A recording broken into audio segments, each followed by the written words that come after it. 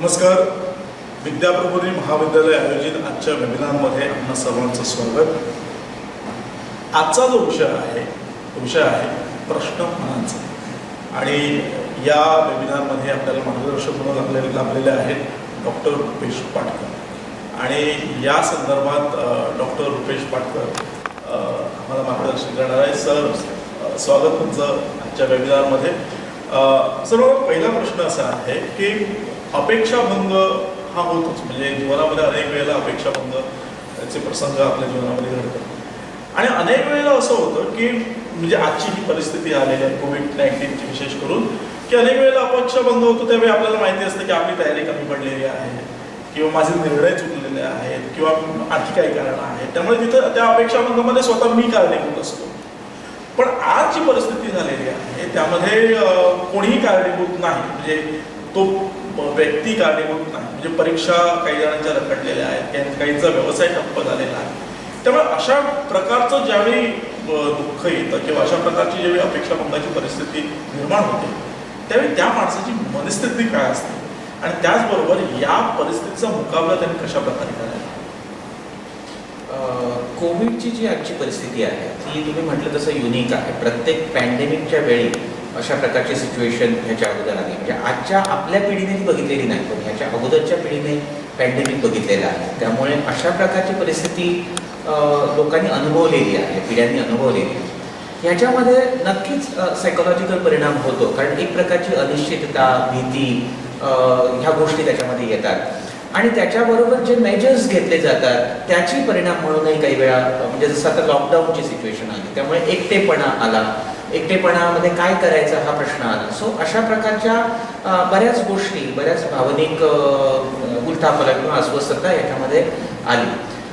दुसरी गोष्ट अशी की जरी ही कॉमन असलं तरी आपण कुठच्याही ह्याच्या बाबतीत म्हणजे ह्या सिच्युएशनला सोडूनही आपण जरा विचार करूया की आपल्या प्रत्येकाच्या जीवनात असे फॅक्टर असतात की जे दोन प्रकारचे असतात. एक प्रकारचे फॅक्टर्स असतात की जे आपल्याला माहिती असतात की ज्या काय अडचणी आहेत आणि काही अडचणी अशा असतात ज्या अनपेक्षित आपल्या जीवनात येतात. आज या सामूहिक पातळीवरती अनपेक्षितपणे आपल्या आल्या आहेत, पण नाहीतरी प्रत्येक माणसाच्या जीवनात काही घटना ह्या अनपेक्षितपणे येतात. आजारपण येतात, घरातल्या एखाद्याचा मृत्यू येतो, एखादा अपेक्षित असलेली गोष्ट घडत नाही आणि क्रायसिस माणसाच्या जीवनात येतात.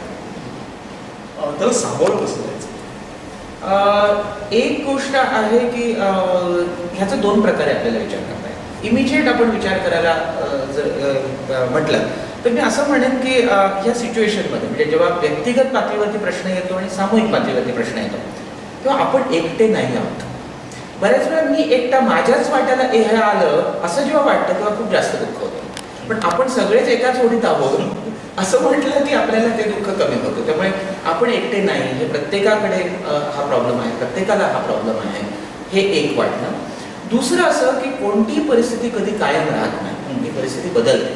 म्हणजे कदाचित 5 वर्षानंतर आज आपण जे काही भोगलेलं असेल, त्रास भोगले असेल तो आपल्याला आठवणार पण नाही, कारण त्याच्यामध्ये बरीच स्थित्यंतर झालेली असतील, बदल झाले असतील. कारण 5 वर्षापूर्वी सुद्धा आपल्या जीवनात काही जे प्रसंग येऊन गेले असतील, कटू आठवणी असतील, ते आपण विसरलेलो असतो आणि आपण ॲडजस्ट होत असतो. त्यामुळे ह्या दोन गोष्टीने आपल्याला विचार करायला हरकत नाही की आपण एकटे नाही, सगळेच ह्याच्यामध्ये आहे. अडचण म्हणजे समजा माझी परीक्षा रखडलेली आहे, माझी एकट्याचीच नाही, पूर्ण बॅच तशी आहे. त्यामुळे मला एकट्यावरती अन्याय होतो अशातला भाग नाही आहे. आणि दुसऱ्या बाजूला हे बदलणार आहे. इमोशन्स कधीही कायम राहत नाही, त्या बदलतात. आता मला राग आला तर तासाभराने तो नसतो, दुसऱ्या दिवशी मला त्याच्याविषयी काहीच आठवत नाही. तर ह्या दोन गोष्टींचा विचार आपल्याला तात्कालिक ह्याच्यावरती करता येईल. दुसरा विचार आपल्याला करता येईल तो म्हणजे दीर्घकालीन काय करता येईल. म्हणजे आपली मानसिक आरोग्य चांगलं राहील की जेणेकरून अशा सिच्युएशन जीवनात येतील त्यावेळी आपण त्याच्याशी कशा प्रकारे भिडू शकतो. तर ह्याला सुद्धा दोन प्रकार मी म्हणेन. एक विचार करण्याची पद्धत बदलणं आणि दुसरं काही टेक्निक्स म्हणजे आपण योगासनं घेतली, प्राणायाम घेतलं, ध्यान घेतलं, ही काही तंत्र आहेत की जी तुम्हाला मनशांतीकडे घेऊन जातात. म्हणजे तुम्ही ध्यानासारखी गोष्ट घेतली तर तुम्हाला वर्तमान काळात राहायला मिळतं. म्हणजे साधारणपणे आपले प्रश्न हे आपण भूतकाळात आणि भविष्यकाळात हेलकावत असल्यामुळे असतात आणि आपण जर स्वतःला वर्तमान काळात ठेवू शकलो तर आपण बऱ्यापैकी आपल्याला शांत ठेवू शकतो. तर ध्यान, प्राणायाम, योगासन हा एक. दुसरा आहे विचार करण्याचा. म्हणजे आपण असा एक उदाहरण देऊ शकतो की ही सिच्युएशन जरी आली समाजामध्ये तरी सगळ्याच लोकांची प्रतिक्रिया सारखी आहे का? सगळे म्हणजे सारख्याच परिस्थितीत असलेले लोक, म्हणजे मी क्लास वाईज सुद्धा म्हणतो, म्हणजे वर्कर्स आपण जर घेतले, सगळ्या वर्कर्सची प्रतिक्रिया याला सारखी आहे का? मिडल क्लासमधले लोक, सगळ्या मिडल क्लासची प्रतिक्रिया सारखी आहे? नाही. तर ही प्रत्येकाची प्रतिक्रिया वेगवेगळी आहे आणि ही त्याच्या मानसिक ठेवणीवरती, त्याच्या विचार करण्याच्या पद्धतीवरती अवलंबून आहे. म्हणजे ह्या विचार करण्याच्या पद्धतीमध्ये बदल करून किंवा हा बदल आपण वास्तववादी बदल करू, म्हणजे अल्बर्ट एलिसची एक थिअरी आहे, त्याला रॅशनल इमोटिव्ह थेरपी म्हणतात. आणि ती असं म्हणते की तुम्ही तुमच्या विचार करणे स्वतःशी बोलत असताना मस्ट, शूड, ऑट टू किंवा मराठीत आपण म्हणायचं तर अट्टाहास वापरू नका. अपेक्षा ठेवा, पण अपेक्षेचा अट्टाहास झाला की प्रॉब्लेम होतो. म्हणजे आपल्याला अपेक्षा भंग झाला तर खंत वाटू शकते, पण अट्टाहासाचा भंग झाला की मग निराशा येते. म्हणजे मी व्हायलाच पाहिजे असं जेव्हा आपण म्हणतो तेव्हा आपण पर्यायच ठेवलेला नसतो. तर ही सिच्युएशन आहे, त्याला पर्याय आहे, अशा प्रकारे आपली मानसिकता बदलत जाणं. आता ह्याच्याबरोबर आणखी काही गोष्टी आहेत म्हणजे मानसिकता बदलण्याच्या बाबतीत. विक्टर फ्रँकल नावाचे एक सायकॅट्रिस्ट होऊन गेले, तर त्यांनी लोगोथेरपी नावाची एक सिद्धांत मांडला आणि ते असं म्हणत होते की आपल्या जीवनाला काहीतरी पर्पज असतं. म्हणजे माणसाला जर का जगायचं हे कळलं तर कसं जगायचं हे सहज सोपं होऊन जातं. त्यामुळे प्रत्येकाने आपल्या जीवनाला पर्पज, आणि हे काही खूप मोठं पर्पज पाहिजे असं नाही, छोटी छोटी सुद्धा गोष्ट आपण हे करू शकतो, आपलं पर्पज जीवनाचं म्हणून ठेवू शकतो. म्हणजे त्याने तुम्हाला पैसा मिळेल, ग्लॅमर मिळेल अशी आवश्यकता नाही, पण तुम्हाला आनंद मिळेल असं पर्पज तुम्ही ठेवलं आणि प्रत्येक क्षण तुमचा तुम्ही उपयोगात आणला तर ह्या क्रायसिसमध्ये सुद्धा, म्हणजे ह्या क्रायसिसमध्ये लोकांना मदतीची गरज नाही आहे का? म्हणजे लोकांशी बोलण्याची गरज नाही आहे का? भले मला काही वाटत नसेल पण मी इतरांशी बोलतो तर त्याला मी रिलीफ देतो, तर ते त्याला रिलीफ देऊन त्याच्या चेहऱ्यावरचं हास्य हे माझं काहीतरी तो क्षण सार्थकी लागला, अशा प्रकारेही आपल्याला विचार करता येऊ शकतो. म्हणजे मला असं वाटत नाही की रिकामी वेळ असा काही खूप मिळतो. तुम्ही जर ठरवलं तर तो तुम्ही तुमच्या आनंददायी ॲक्टिव्हिटीसाठी वापरू शकता. म्हणजे घरात बसल्या बसल्या, म्हणजे मला काल एका गृहिणीचं म्हणणं होतं की मी काय करावं. तुम्ही त्यांना म्हटलं की तुमच्याकडे तुम्ही गृहिणी आहे, बरोबर आहे, स्वयंपाक ते तर मी रोजच बनवते. मी म्हटलं असं नाही, समजा माझ्यासारख्या माणसाला म्हणजे मी पथ्याचं जेवण जेवतो, म्हणजे मी ऑइल फ्री, 0 ऑइल जेवण घेतो, तर ते जरा बेचवला तर ते टेस्टी कसं बनवता येईल. किंवा एखादा डायबेटिक माणूस आहे, तो शुगर फ्री, कार्बोहायड्रेट कमी असलेलं जेवण हे करतो, पण त्याला ते पॅलेटेबल कसं होईल, चविष्ट कसं होईल, ह्याच्यासाठी जर बुद्धी वापरली, म्हणजे डायटिशियन तुम्हाला काय खावं ते सांगेल, पण कशा चवीचं बनवावं हे कौशल्य आहे, हे तुम्ही वापरू शकता आणि ते खूप लोकांना हे करणार, मदत करणार असू शकतं. तुमच्या घरात मुलं असतात, म्हणजे त्या मुलांबरोबर वेळ घालवू शकता आणि त्याच्यामध्ये तुम्ही ती क्रिएटिव्हिटी, म्हणजे मुलांशी काय बोलायचं असं वाटण्याच्या ऐवजी प्रत्येक ठिकाणी मुलं आपल्याला शिकवू शकतात. त्यांच्याशी बोलत असताना सुद्धा बऱ्याच गोष्टी आपण शिकतो आणि त्याच्यामध्ये सृजनशीलतेचा सुद्धा आपल्याला अनुभव येऊ शकतो. पण मला असं वाटतं की ह्याचा उपायाचा विचार करताना फक्त शॉर्ट टर्म नाही, त्याच्या अनेक अंगाने त्याचा विचार करावा आणि तशा प्रकारे जीवनामध्ये करावा. आणि सगळ्यात बरोबर आपल्या कामामध्ये आनंद शोधणं पाहतो. नक्कीच नक्कीच नक्कीच. आणि जरी तुम्हाला नावडतं काम मिळालं तरी सुद्धा त्याच्यामध्ये आनंद शोधता येऊ शकतो. कारण तुमचं काम म्हणजे एक गोष्ट नसते, त्याच्यामध्ये बरेच पदर असतात आणि तुम्ही त्या पदरांकडे जर बारकाईने बघितलं त्याच्यामध्ये तर तुम्हाला त्याच्यामध्ये इंटरेस्ट वाटू शकतो आणि तो इंटरेस्ट वाटणं हे खूप आवश्यक आहे. जर आपण पहिल्यांदाच मनात ठरवलं मला हे नाहीच आवडणार तर ते आवडणार नाही, पण ह्याच्यामध्ये सुद्धा काहीतरी माझ्या आवडीचं असू शकतो, मी शोधेन असं जर केलं तर त्याच्यामध्ये हे निघू शकतो. मी माझं उदाहरण देतो. मी जेव्हा मेडिसिनला जॉईन झालो तेव्हा मला असं लक्षात आलं की मेडिसिन हे माझं काही फील्ड नाही. मी चुकीच्या फील्डमध्ये आलो. माझ्या आईवडिलांनी मला असं सांगितलं की ग्रॅज्युएशन पूर्ण कर, MBBS कर, जसं लोक BA करतात, BCom करतात तसं तुम्ही MBBS कर. आणि MBBS झाल्यानंतर माझी जेव्हा इंटर्नशिप चालू होती तेव्हा मला सावंतवाडीला पोस्टिंग होतं, रुरल इंटर्नशिप म्हणजे कॉटेज हॉस्पिटल होतं आणि तिथं अटेम्प्टेड सुइसाईडचे अनेक पेशंट यायचे. म्हणजे कोणीतरी विष प्यालेलं असायचं, कोणीतरी कापून घेतलेलं असायचं, तर मग त्याला त्याच्यावरती उपाय केले जायचे आणि हे पुन्हा करू नकोस असं एका वाक्याचा मेसेज त्यांना घरी पाठवला जायचा. माझ्याकडे भरपूर वेळ होता, मी त्यांच्याशी बोलायला सुद्धा आणि मग माझ्या लक्षात आलं, म्हणजे मी काही ट्रेन माणूस नव्हतो, पण त्यांचं कोणीतरी ऐकून घेतंय आणि त्यांच्याशी शेअर करतंय ह्यांनीच त्यांना रिलीफ मिळायला लागला. आणि मला असं वाटायला लागलं की मला ह्याच्यात मजा वाटते.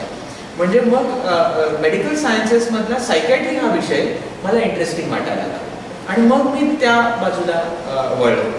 तर मला असं वाटतं की प्रत्येक ठिकाणी तुम्ही शोधत राहिलं पाहिजे की आपल्या आवडीचा ह्याच्यामधला कोणता विषय असू शकेल, आणि तो असतो, मिळतो. म्हणजे कोणतीही गोष्ट अगदी काही हे नसते, त्याच्यामध्ये मिळते, फक्त शोधक बुद्धी असेल तर ते मिळते. डॉक्टर, आपण अनेक शब्द किंवा ते सेलपणे वापरतो. म्हणजे शब्द असे आहेत की दुःख, डिप्रेशन. कधी कधी आपण दुःखाला डिप्रेशन म्हणतो, डिप्रेशनला दुःख म्हणतो. त्यामुळे यामधला फरक, दुःख म्हणजे काय आणि डिप्रेशन म्हणजे काय? आणि समजा एखादा माणूस डिप्रेशनमध्ये गेला, असं ज्यावेळी आपण म्हणतो, त्यामुळे त्याच्यावर उपाय फक्त त्याच्याशी बोलून होऊ शकतात की त्याला ट्रीटमेंटची गरज आहे, गोळ्या औषधं कशी घ्यावी लागतात, त्याला डॉक्टरकडे जाणं गरजेचं असतं का? मी असं म्हणेन की आपण जरा सगळेच जण आपण इथे बसलेले धावलो, आपल्या प्रत्येकाला धाप लागेल, धावल्यानंतर धाप लागतं, बरोबर? आपण इथं बसलेले असताना नाही लागत. तसं आपल्या प्रत्येकाच्या जीवनात काहीतरी भयानक घडलं की आपल्याला दुःख होणार. आपल्या घरामध्ये काहीतरी अडचण अशी आधी, लॉस झाला आपला, तर आपल्याला दुःख वाटणार. ते नॅचरल रिॲक्शन आहे. म्हणजे आपण काहीतरी गमावल्यानंतर तुम्हाला वाटतं, पण ही नॅचरल रिॲक्शन एका ठराविक काळानंतर संपते. म्हणजे आज तुम्ही समजा मला ओरडला, तर मला आता वाईट वाटतं आणि ते साहजिक रिॲक्शन असेल, पण मग नंतर मी ते विसरून जाणार. म्हणजे हे जे टेम्पररी आहे, तात्पुरतं आहे. म्हणजे एखाद्या गोष्टीची प्रतिक्रिया म्हणून ते दिसतं, त्याला आपण दुःख म्हणू शकतो किंवा खंत म्हणू शकतो. पण जेव्हा हे सस्टेन राहतं, म्हणजे एखादी गोष्ट घडली, लॉस झाला आणि हे चालू राहील, 15 दिवसपर्यंत चालू राहील, म्हणजे साधारणपणे निराशा वाटायला लागली, जीवनात इंटरेस्ट वाटत नाही आहे, होपलेस वाटायला लागलं आहे, हेल्पलेस वाटायला लागलं, वर्थलेस वाटायला लागलं, झोप कमी झाली आहे, भूक कमी झाली आहे, अशा प्रकारचे काही सिम्पटम दिसायला लागले आणि ते निदान 2 आठवडे राहिले, तर मग आपण त्याला डिप्रेशन म्हणतो आणि त्याला मग उपचारांची गरज असते. एरवी आपल्याला जे हे वाटतं ते आपण इतरांशी बोलल्याने, शेअर केल्याने कमी होत जातं. म्हणजे हे खरंच आहे की दुःख वाटल्यामुळे कमी होतं आणि सुख वाटल्यामुळे वाढतं. ही गोष्ट खरी आहे. तुम्ही व्हेंटिलेट ज्यावेळी करता आणि त्यावेळी तुम्हाला ह्या गोष्टी हे होतात, रिलीफ मिळते. पण डिप्रेशन जर असेल म्हणजे 15 दिवस, देन त्या माणसाला उपचारांची गरज असते. पण मला असं वाटतं की आपल्या समाजामध्ये त्याची जो अवेअरनेस असायला हवा तो नाही. त्यामुळे आपण फार जेव्हा एखादा माणूस डिप्रेस असतो तेव्हा सगळीच माणसं डॉक्टरकडे जातात असं नाही. मी अवेअरनेस म्हणण्यापेक्षा चुकीचा अवेअरनेस आहे असं म्हणते, गैरसमज आहे.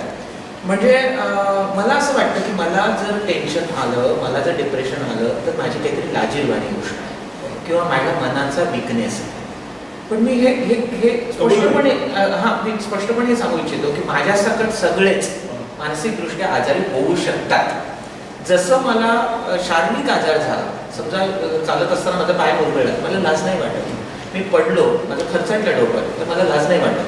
तर तसं जर माझं मन जर दुखावलं आणि त्याला उपचारांची गरज असेल, तर मला त्याच्याविषयी का हे वाचावं? म्हणजे ते हे जे कमकुवत, म्हणजे आपण बऱ्याच वेळा असं लोकांना म्हणत होतो, काय रडतोस, काय हे आहे. पण हे असं न म्हणता आपण जर ते स्वीकारलं, जसं बाकीचं दुखणं असतं तसं मनाचं दुखणं असू शकतं. हा अवेअरनेस लोकांच्यामध्ये असण्याची गरज आहे. हो, मला डिप्रेशन येऊ शकतं, म्हणजे कोणालाही डिप्रेशन येऊ शकतं आणि ज्याला डिप्रेशन येतं तो कमकुवत मनाचा आहे. म्हणजे हे जे लेबलिंग आहे ना, ते लेबलिंग कारण असतं की पुरुष म्हणजे तो कणखर असायला हवा, त्याला काही कामा नाही. यामुळे सुद्धा मला असं वाटतं तुला आणखी ताण वाढू शकतो. म्हणजे तू पुढे बोलू शकत नाही आपलं दुःख आपल्या घरामध्ये किंवा आपल्या आजूबाजूच्या. म्हणजे आपल्याकडे इमोशन एक्सप्रेस करणं ह्याच्यात हाच एक प्रकारचा गुन्हा असल्यासारखं लोक हे करतात. म्हणजे तुम्ही म्हटलं त्याप्रमाणे पुरुषाने रडताच कामा नाही असं, पण संवेदनशीलता तुमच्यामध्ये असेल, तुमच्या डोळ्यातून पाणी आलं, तुम्ही रडला, बऱ्याच वेळा रडून सुद्धा मोकळं व्हायला होतं. म्हणजे या परिस्थितीमध्ये एक शिक्षकाची आणि पालकांची आणि जे आपले विद्यार्थी आहेत एका वर्गामध्ये लक्षात आलं की एखाद्या डिप्रेशन आहे, तुम्ही म्हणाल तसं चुकीचा अवेअरनेस आहे, तर या सगळ्यांची भूमिका काय असायला? पालक, शिक्षक आणि इतर मंडळी. तर त्यांची भूमिका जे डॉक्टरकडे जाण्या अगोदर तो माणूस, ती व्यक्ती याच लोकांबरोबर ती माणूस वापरतो.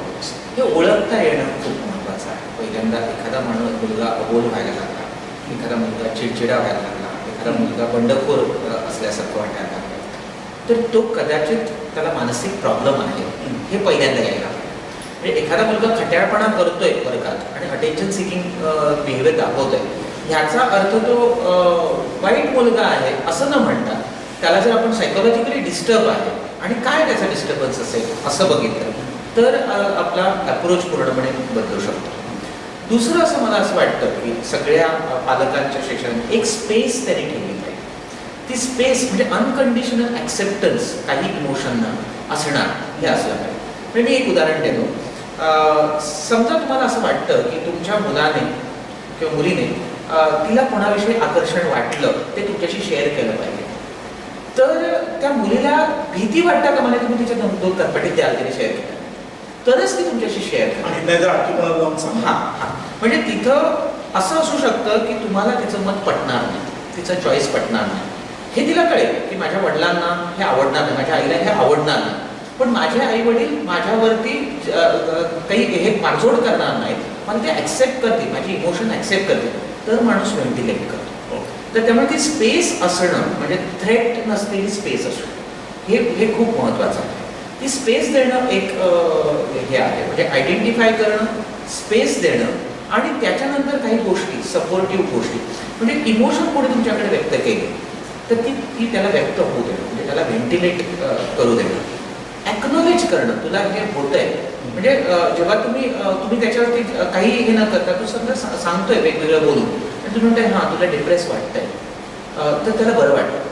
बऱ्याच वेळा आपलं काय होतं आपण उपदेशाच्या ह्याच्यामध्ये येतो रोलमध्ये आणि प्रत्येक वेळी माणसाला उपदेशाची गरज असते. म्हणजे तुम्हाला आणि मला पण बऱ्याच वेळा व्हेंटिलेट करावं असं वाटतं सहज मिळतात आणि समोरच्या माणसाकडून आपल्याला सल्ला नको असतो, फक्त सांगायचं असतं आणि मग सल्ला दिला ते शक्यतो टाळावं. म्हणजे त्याला व्हेंटिलेट करायला द्यावं, तुम्ही त्याच्यामध्ये कन्सर्न आहात हा मेसेज तुमच्या बॉडी लँग्वेजमधून त्याच्यापर्यंत पोचावा आणि तुम्हाला त्याचे इमोशन्स समजल्यात हे त्याच्याकडे कुठेतरी शब्दात कन्वे व्हावं. आणि सगळ्यात महत्त्वाची गोष्ट म्हणजे आपण जजमेंटल असतात.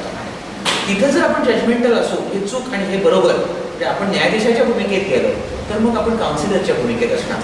त्यामुळे ह्या जर काही गोष्टी आपण बाळगलेल्या छोट्या आहेत गोष्टी आणि सहज आत्मसात करण्यासारख्या आहेत तर मुलांना आपण बऱ्याच प्रमाणात हेल्प करू शकतो.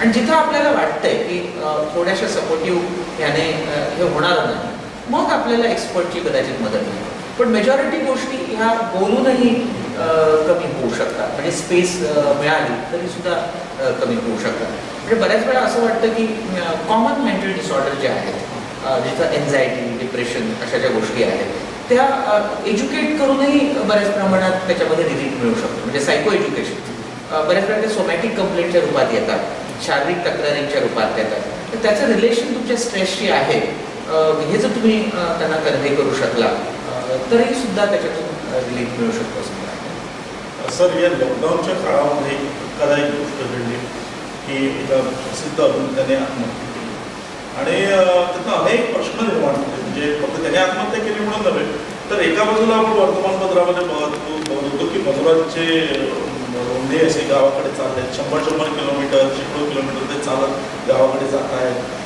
कोणतरी आपल्या वडिलांना जखमी वडिलांना सायकल घेऊन प्रवास करते. म्हणजे तिथं जगण्याचा संघर्ष दिसतोय आणि ते करतायत जगण्याचा संघर्ष. आणि एका बाजूला एक अभिनेता ज्याच्याकडे सगळे इतका पैसा आहे, नाव आहे, प्रसिद्धी आहे, आणखी काहीतरी जीवनामध्ये थोडंफार घडलं म्हणून तो माणूस आत्महत्या करतो. म्हणजे जगण्याचा संघर्ष एका बाजूला दिसतोय आपल्याला की प्रचंड माणसं संघर्ष करतायत आणि हे सगळं असून सुद्धा माणसं आत्महत्या करतायत. त्यामुळे हे आत्महत्या ज्यावेळी एखादा माणूस आत्महत्या करायला प्रवृत्त होतो त्याच्यामागची कारणं काय असतात? त्याच्याकडे येण्याच्या अगोदर मी एक माझी उत्स्फूर्त प्रतिक्रिया ही जेव्हा मी ऐकलं त्यावेळी माझ्या मनात असं आलं की पैसा आणि प्रतिष्ठा माणसाला सुख देतात असं नाही. म्हणजे भगवान बुद्धांचं एक वाक्य आहे, वंचितता माणसाला दुःख आणते पण वंचितता गेली म्हणजे दुःख संपतं असं नाही. हे एक खूप महत्त्वाचं अशी गोष्ट आहे. दुसरं जे मी मगाशी म्हटलं की कोणालाही डिप्रेशन येऊ शकतं.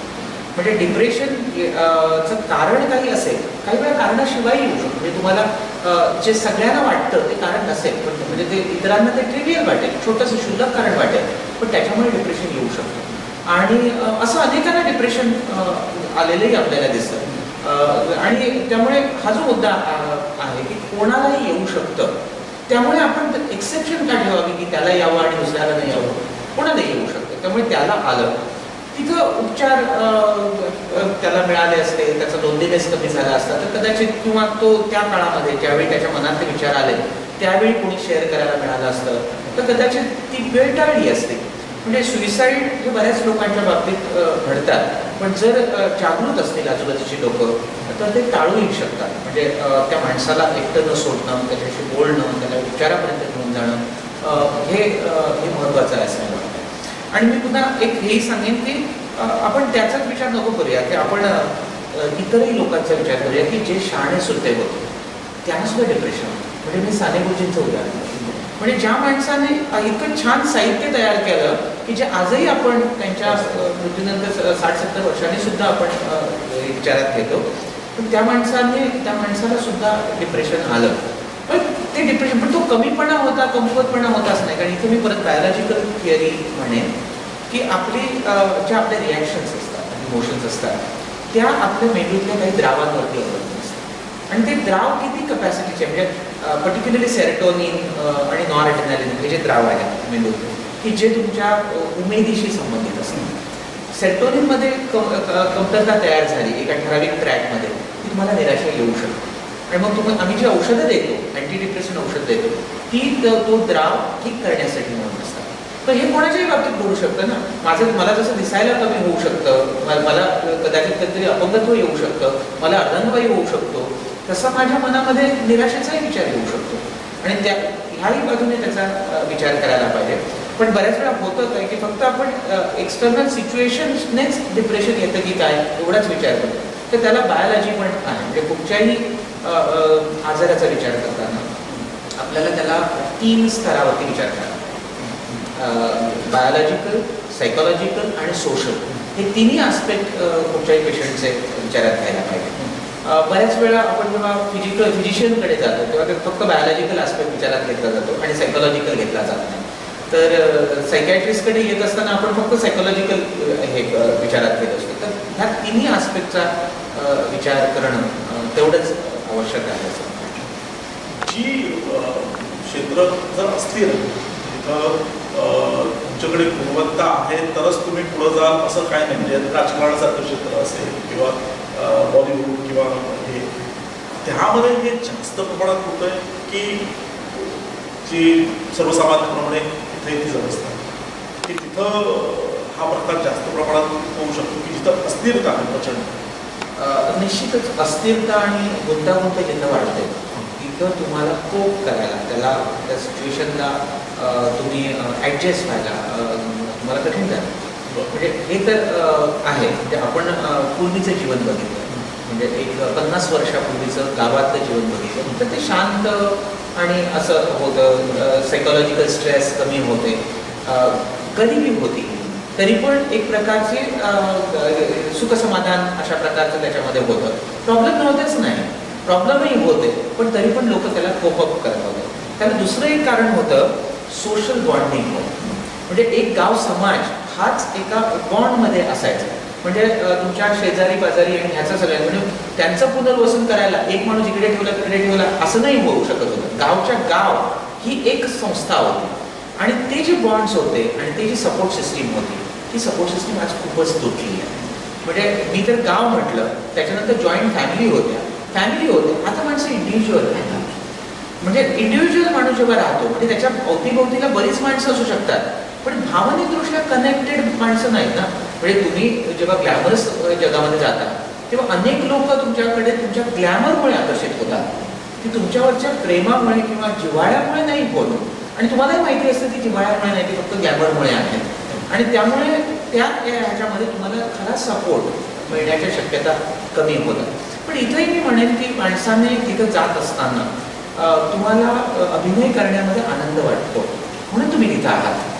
तुम्ही त्याच्याशी इतरांशी तुलना न करता मला ह्याच्यामध्ये आनंद वाटतो, त्यामुळे मी ते करेन आणि छोट्या छोट्या गोष्टीतून मी विचार करेन. आणि समजा ते क्षेत्र नाही मला हे जमलं तर माझ्याकडे दुसरा पर्याय असेल तर दुसऱ्या पर्यायाकडे मी जाईन. मुळात लोकांनी ओळखलं म्हणजे मी ग्रेट ही संकल्पना चुकीची आहे. साने गुरुजींचा मी त्यांचा उल्लेख केला, त्यांचं भारतीय संस्कृती नावाचं एक पुस्तक आहे. ते म्हणतात की ज्यांना प्रतिष्ठा मिळते तेच मोठे असतात असं नाही. ज्यांना प्रतिष्ठा मिळाली नाही पण ते लोक आणि ते लोकांच्या नजरेत आले नाही ते पण मोठे असू शकतात. म्हणजे समुद्राच्या पोटात हिरेमाणकं असू शकतात, आपल्याला ती माहिती नाही. किंवा जंगलामध्ये फार उंच झाडं असू शकतात पण आपण ते बघितली नाहीत म्हणून आपण बघितलेलं झाडच आपल्याला उंच वाटतं. हे जे आहे की इतरांची सँक्टिटीची आवश्यकता नाही. खरं तर मला सुखी राहण्यासाठी इतरांनी मान्यता देण्याची आवश्यकता नाही. हे जर आपण विचारात घेतलं की माझं सुख माझ्या हातात, लोकस ऑफ कंट्रोल मी दुसऱ्याच्या हातात येणार नाही, तर अनेक वेळेला आपण दुसऱ्याच्या नजरेतनं आपल्या आयुष्याकडे बघत असतो. त्यामुळे कदाचित ते होत असतात आणि त्यामुळे आपण बऱ्याच वेळा आपल्या खऱ्या आवडीनिवडी विसरून जातो. आणि ज्यांना काही ग्लॅमर आहे किंवा ज्यांना स्कोप हा शब्द वापरला जातो ना, स्कोप आहे त्या गोष्टीकडे लोक जातात. म्हणजे त्यांना खरंच त्याच्यामध्ये आवडतं का, आनंद वाटतो का, हे नाही विचार करत. आणि ते मला असं वाटतं की आजच्याही ह्याच्यामध्ये ते विचारात घेता येऊ शकतं. एक प्रश्न मला विचारावा असं वाटतो कदाचित या फ्लोमध्ये तो घेणार की जे आजचे मुलांचे प्रश्न आहे प्रेमभाव, आणि त्यावेळी ज्या मुलाचा तो किंवा त्या मुलीचा प्रेमभाव होतो त्याला असं वाटतं की हे आयुष्य संपलंय का, आणखी पुढं काहीच नाही. आणि त्यावेळी कदाचित त्याला जे वाटणं ते त्याच्यापुरतं किंवा त्याच्यापुरतं ते खरंही असू शकतं. म्हणजे त्यावेळी जे वाटतं ते अशा वेळी तरी काय म्हणजे मी सल्ला या म्हणत नाही पण तिला समजून घेऊन आपण कुठल्या मार्गदर्शन याच्यामध्ये मी असं सांगेन की हा प्रॉब्लेम होण्याच्या अगोदरच याच्याविषयी बोलला पाहिजे सगळ्यांना पाहिजे. आणि आपल्याला माहिती आहे की हे जर अडोलेसन्समध्ये होणार तर मग अडोलेसन्समध्ये प्रवेश करणाऱ्या मुलांशी ह्या भावनेविषयी बोलायला पाहिजे. प्रेम आणि आकर्षण ह्या दोन वेगवेगळ्या भावना आहेत. आणि हे आकर्षण, त्याला इंग्रजीमध्ये इन्फॅच्युएशन असा शब्द आहे, ही भावना आपण समजून घेतली पाहिजे. ही भावना कोणाच्याही बाबतीत घडायला. आणि ती भावना कशी असते, अचानकपणे एखादी व्यक्ती आवडायला, तीव्रपणे आवडायला, आणि मनात सतत त्याच व्यक्तीचा विचार यायला लागतो. आणि आपण सिनेमातून बाकीच्या सगळ्या ह्याच्यातून ह्यालाच प्रेम असं समजतो. ते प्रेम नसतं, ती इन्फॅच्युएशनची भावना असते. दुसरी गोष्ट अशी की अनैसर्गिक भावना नाही, ही नैसर्गिक आहे. ही गोष्ट क्रिमिनल आहे का, तर क्रिमिनल नाही, हा गुन्हा पण नाही. पण एक गोष्ट लक्षात ठेवलं पाहिजे की ही जशी भावना अचानकपणे येते, तीव्रपणे राहते, तशी अचानकपणे ती निघूनही जाते. आणि जर अशा व्यक्ती 10 वर्षानंतर मागे वळून बघतील तर त्यांना बऱ्याच वेळा वाटतं अरे काय आपण वेडेपणा केला, पण तो त्यावेळी समजत नाही. त्यामुळे ही भावना तुम्हाला वाटू शकते, पण ही भावना म्हणजे प्रेम नव्हे की ज्याच्यासाठी तुम्ही पूर्ण लाईफ सॅक्रिफाय करायला पाहिजे. म्हणून मला असं वाटतं की याच्यामध्ये फरक करायला पाहिजे. मी नेहमी प्रेमासाठी उदाहरण देतो ते म्हणजे आपण कुठेतरी आहोत, आपण काही सारखं आईला फोन करत बसत नाही. ती समजा कुठेतरी गावी राहत असेल आणि आपण कुठेतरी दुसरीकडे असो, तर आपण काही तिला भेटायला जायला पाहिजे, तिला एक पाहिजे असं काही आपण सारखं करत नाही. पण आपल्याला कोणीतरी मेसेज दिला तुझ्या आईला बरं नाही आहे, आपल्या काळजात कच्चं होतं आणि मग आपण लगेच धावपळ करायला लागतो. हे प्रेम असतं. पण प्रेम आणि आकर्षण याच्यामधला एक फरक कळावा, म्हणजे हे एक प्रिव्हेंटिव्ह आस्पेक्टने विचारात घेईन. आणि ज्यांनी जे त्याच्यामध्ये अडकले आहेत आणि ज्यांना म्हणजे त्यांचा जो इन्फॅच्युएशन ब्रेक झाला, असं मी म्हणतो, लव ब्रेक असा शब्द वापरणार नाही मी, इन्फॅच्युएशन ब्रेक झाला आहे. आणि अशा माणसाने स्वतःला 6 महिने सांभाळलं. माझा क्लिनिकल एक्सपिरियन्स असा आहे की माणसाने स्वतःला 6 महिने सांभाळलं, माणूस त्याच्यातून बाहेर निघू शकतो. आणि त्यावेळी मनात येणारे विचार त्याच्याकडे थोडं न्यूट्रल येणे बघा. मनात जरी विचार आला, आणि सुइसाईडच्या बाबतीत मी नेहमी सांगतो असं म्हणतो, कधीही तुम्हाला जीव द्यावा असं वाटला तर तो उद्या द्यायचा असेल जस्ट पोस्टपोन इट. अभ्यास करण्याच्या बाबतीत जसं आपण पोस्टपोन करतो तसं या बाबतीतही तुम्ही पोस्टपोन करा. आणि थोडंसं त्याच्यामध्ये तुम्ही वेगळ्या पद्धतीने बघा, लोकांच्या मध्ये राहा, इतरांशी चर्चा करा. म्हणजे काही काळ तरी का होईना मनाला वेगळं आलंबन मिळेल विचार करा. कारण हे मिळणं खूप आवश्यक आहे. ह्युमरस प्रोग्राम बघा की जेणेकरून तुमची जी इमोशनल हे आहे ती तात्पुरती का होईना बदलायला लागेल आणि मग ती सतत बदलती होते. तुम्ही जे प्रेमबंधाविषयी आपल्याला विवेचन केलं आणि मीडियामध्ये कथा कादंबऱ्या किंवा सिनेमामधून मालिकामधून जे प्रेमभंगाचं किंवा तुम्ही जो शब्द वापरला त्याचं उदात्तीकरण केलं जातं, त्यामुळे कदाचित आपली मुलं आणखी डिप्रेशनमध्ये किंवा त्यांना अधिक दुःख वाटलं. नक्की.